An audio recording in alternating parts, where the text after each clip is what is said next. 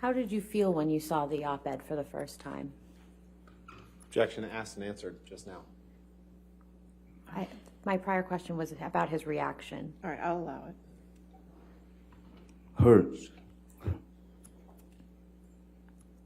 Yeah, a blinding hurt. It was like somebody had hit me in the back of the head with a 2x4. And as I said, I had no ability to speak prior to, because even if I had done an interview to try to explain myself, it turned into a hit piece. So my mouth was shut. And this was the opportunity where I thought, something's got to be done. It's just got to be done. I couldn't take it anymore. Mr. Depp, how did you feel when you learned that you were being dropped from the Pirates of the Caribbean franchise? Well, it was the Pirates of the Caribbean franchise. It was a character that Captain Jack Sparrow was a character that I had built from the ground up, and was something that I of course put a lot of as you do with all characters, but you put a lot of yourself into the character. So, and also having worked on these films with these people and having added much of myself, much of my own rewriting of the dialogue and scenes and the jokes and whatever they are, I didn't quite understand how that, after that long relationship and quite a successful relationship, certainly for Disney, that they would, that suddenly I was guilty until proven innocent. Mr. Depp, what was your intention with respect to future Pirates movies, aside from what you'd been asked to do? My feeling was that these characters should be able to have their proper goodbye, as it were. A franchise can only last for so long.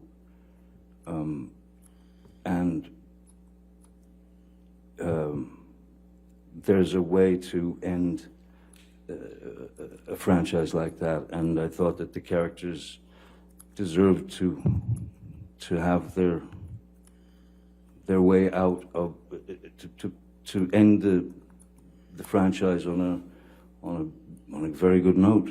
I planned on continuing until it was time to stop. Mr. Depp, last week, Mr. Rottenborn asked you about a quote where you said you wouldn't come back to the Pirates franchise for $300 million and 1,000,000 alpacas. Do you remember that? I do. When relative to learning that you would no longer be a part of the Pirates franchise, did you make that statement? I think long before I made the statement, there was a very deep and distinct sense of having been betrayed by the people that I had been working with, the people that I had worked hard for, the people that I had delivered a character to that they initially despised, but somehow, you know, even I stuck to my guns with the character and it seemed to work. So, do you recall when specifically you made that statement about the $300 million and the 100 alpacas? Objection asked and answered. Overruled, I'll allow it. I believe I made that statement during a press conference in the San Sebastian at the San Sebastian Film Festival when I was asked about my situation.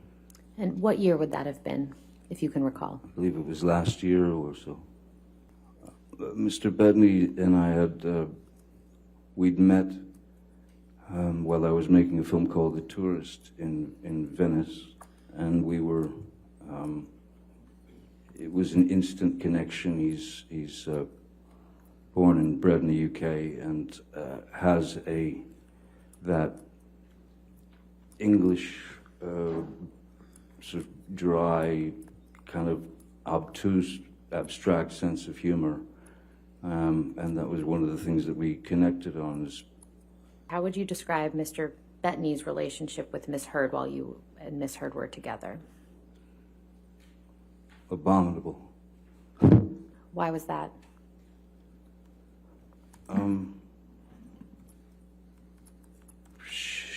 Ms. Heard despised Mr. Bettany mainly because we had become such close friends, and for her he was a threat, and would take me away from her with regard to if Paul Bettany was getting the attention from me. That was a showstopper. It would cause all kinds of unpleasantries, to the point of where when we were on the island with Mr. Bettany, his wife, and his 4 children, Ms. Heard and Mr. Bettany got into some debate over lunch, and I just remember that whenever Mr. Bettany tried to make a point, she would talk over him, and then it started to get quite rude. She got mean, and she got loud, and then I believe it was his 18-year-old boy who was getting ready to go to a very bright, brilliant kid.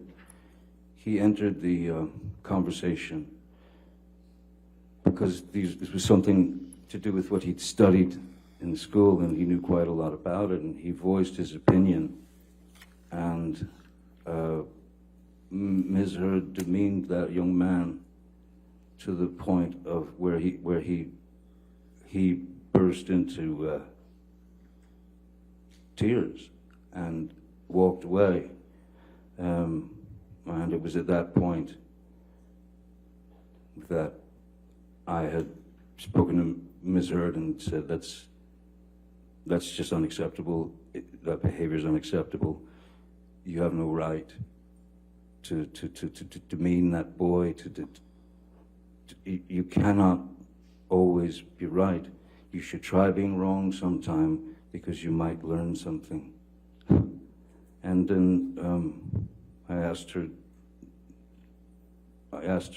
to, I thought it was best that she leave. Now, Mr. Depp, you said that you did not write this portion that's in red here that says Carly Simon said it. Call Carly Simon, she said it better, babe. Is that right? Yes, no, that's not mine. How do you know that it was Miss Heard that wrote that? Objection, lack of foundation. Overruled, we can answer it.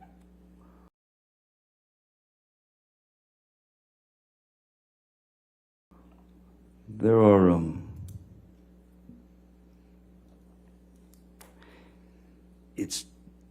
first it looks like it's trying to match my handwriting, but my handwriting is a lot more of a scribble. And why are you apologizing to Dr. Kipper in this message? I believe that at that point, in my brain and in my life and in my heart, I was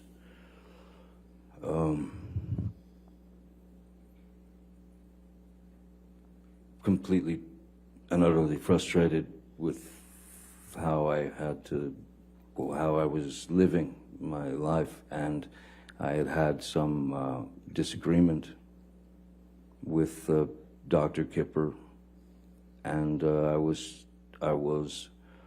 apologizing to him for having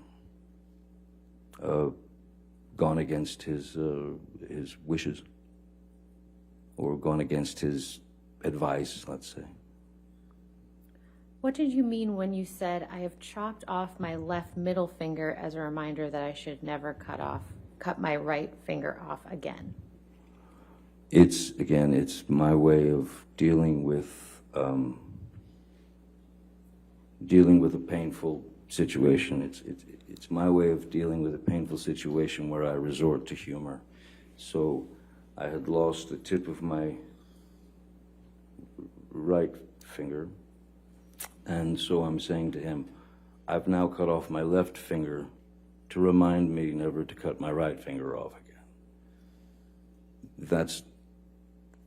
That's not, I mean, when you say I got my finger cut off, or I cut my finger off, or this or that, it doesn't necessarily mean that you did it yourself. And again, I'm a guitarist and have been since I was 12, and that was the only peace that I found in my life at the age of 12, where I knew I knew who I could escape into music and learn music. And the last thing, I'm a guitar, I mean, I still play the guitar with, it's still my first love, aside from my children, it's still my first love. There's no reason in the world why I literally would cut my own finger off to ruin this beautiful opportunity that I was given at 12 to learn how to play the guitar.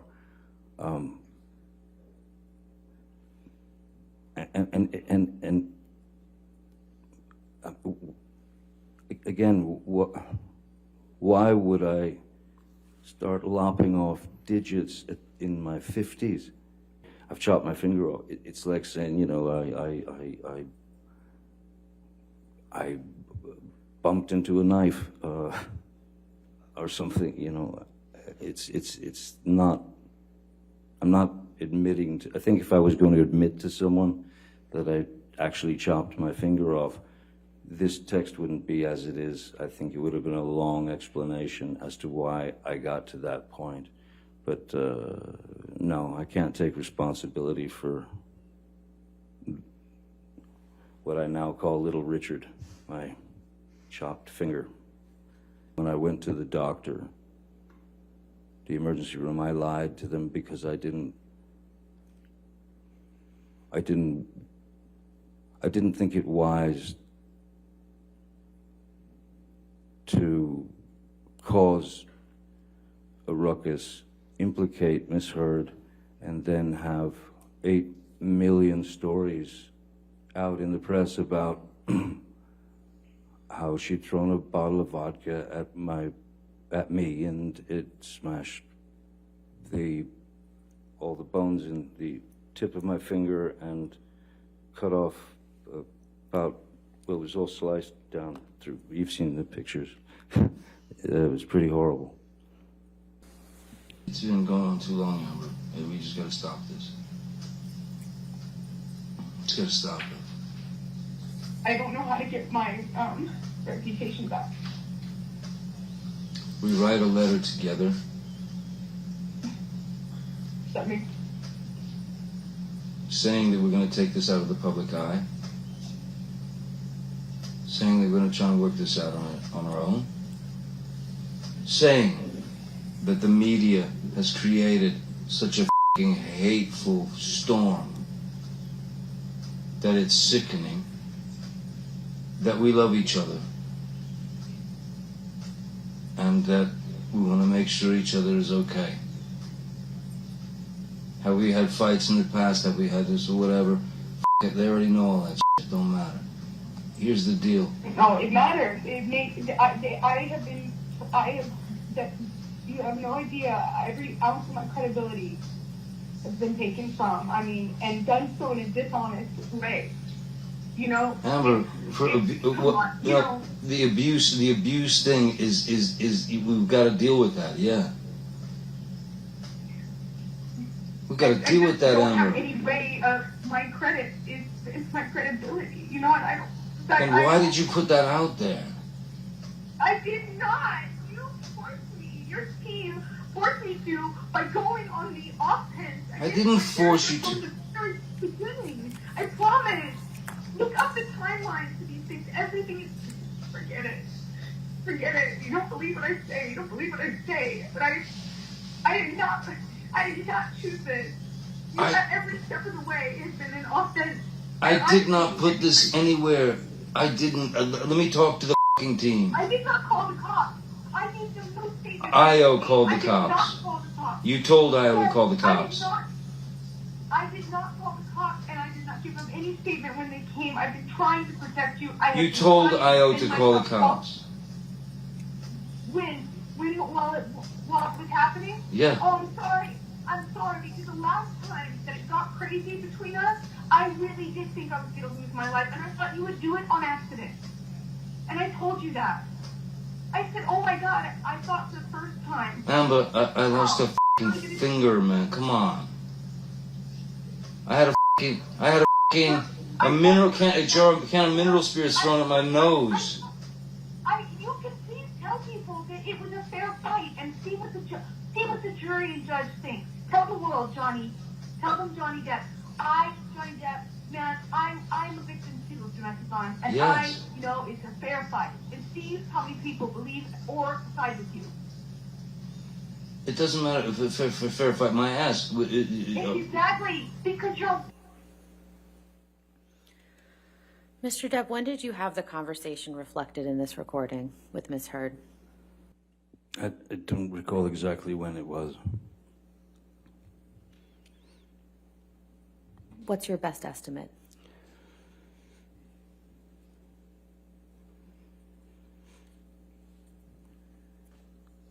My best estimate is that it was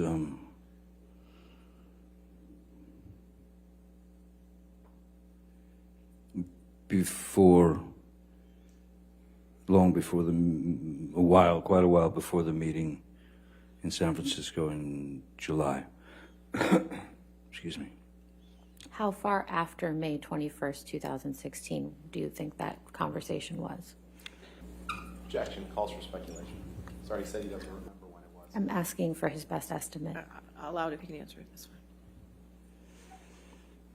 Sorry, could you ask it again? I was distracted. How long after May 21st, 2016 do you believe that conversation took place?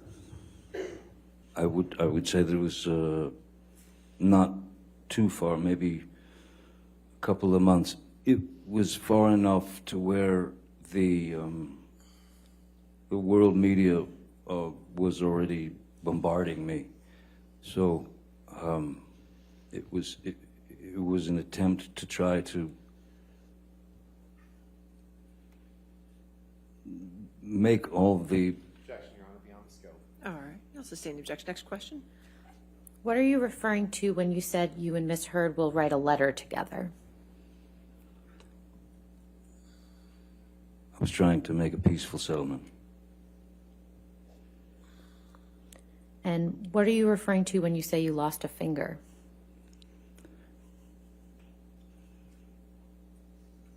A very large bottle of vodka severing my my middle finger in Australia.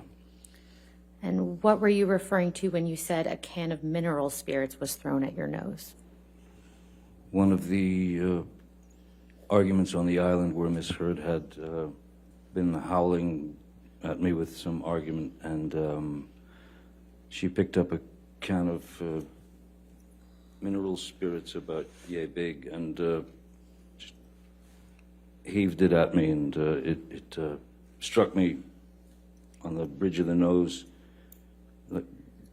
and right there, the forehead. And what did you say in response when Miss Heard said, "Tell the world, Johnny, tell them Johnny Depp, Johnny Depp, a man, I'm a victim too of domestic violence"? I said, yes, I am.